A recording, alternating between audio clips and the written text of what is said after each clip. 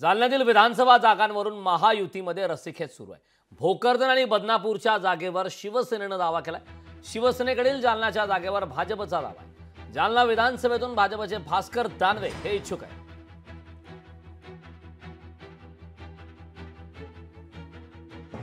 कल्पना त्यांनी ही जागा मागावी, परंतु परंपरागत ही जागा शिवसेनेची आहे आणि त्यांना जागा हवी असेल तर निश्चितपणे त्यांनी घ्यावी, लढावं।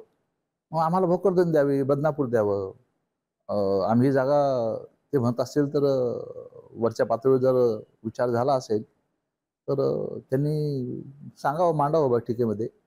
पण हे स्वतः सांगतात का अजून कोणी यांना सांगायला लावतं किंवा वरच्या पातळीवर हे होतं, याचा शहानिशा आम्हाला करावी लागेल।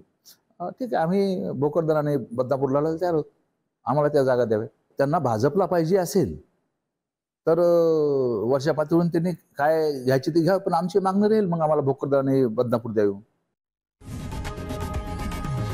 लोकशाही मराठी ऐका, पहा, जागरूक रहा।